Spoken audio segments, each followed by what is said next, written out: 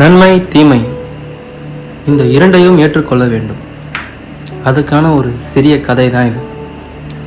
ஒரு வயதான விவசாயி தன் வயலில் பாடுபட்டு உழைத்து அதில் வரும் சொற்பமான வருமானத்தில் வாழ்ந்து கொண்டிருந்தார். ஒரு நாள் அவர் வளர்த்து வந்த குதிரை காணாமல் போய்விட்டது. தகவலை கேள்விப்பட்ட அக்கம் பக்கத்தில் வசிப்பவர்கள் என்ன ஒரு துரதிருஷ்ட நிலை என்று பரிதாபமாக விசாரித்தனர். அவர்களின் ஆறுதலுக்கு விவசாயி எல்லாம் நன்மைக்கே என்று பதிலளித்தார். அடுத்த நாள் தொலைந்து போன அவருடைய குதிரை தன்னுடன் 3 குதிரைகளை அழைத்து வந்தது.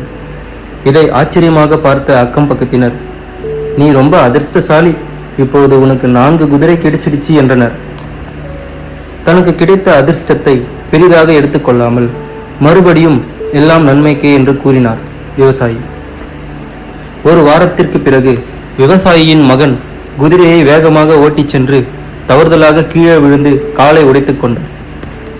அப்பொழுது அக்கம்பக்கத்தில் இருந்தவர்கள் விவசாயியிடம், உனக்கு ஒரு நல்லது நடந்தால் அடுத்து ஒரு கெட்டது நடக்குதே, உன் பையன் எழுந்து நடக்க 10 மாதத்திற்கு மேல் ஆகும் போல இருக்கிறதே, ரொம்ப கஷ்டமான நிலை என்று கூறி ஆதங்கப்பட்டனர்.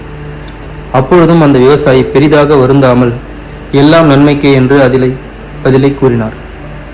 ஒரு வாரத்தில் அந்த நாட்டில் போர் வந்துவிட்டது. வீட்டில் இருக்கும் எல்லா இளைஞர்களும் கட்டாயம் போரில் கலந்து கொள்ள வேண்டும் என்று கட்டளை பிறப்பிக்கப்பட்டது. வீடு வீடாக இராணுவத்தினர் புகுந்து இளைஞர்களை அழைத்துச் சென்றனர். ஆனால் அந்த ஏழை விவசாயியின் மகனுக்கு கால் உடைந்து இருந்ததால் அவனை மட்டும் அழைத்துச் செல்லவில்லை. இதை கண்டு ஊர் மக்கள் அந்த விவசாயியின் அதிர்ஷ்டத்தை கண்டு புகழ்ந்தனர். இப்போதும் அந்த விவசாயி எல்லாம் நன்மைக்கே என்று கூறினார்.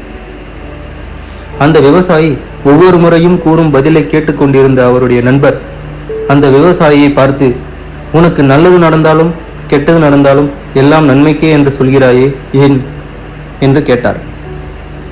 அதற்கு அந்த விவசாயி, நல்லது கெட்டது இரண்டும் நாணயத்தின் 2 பக்கங்கள், யாருக்கும் என்ன வேண்டுமானாலும் நடக்கலாம், சுகம் துக்கம் இவை இரண்டும் ஒன்றுக்கு ஒன்று தொடர்புடையவை என்பதை உணர்ந்தாலே போதுமானது என்றார்.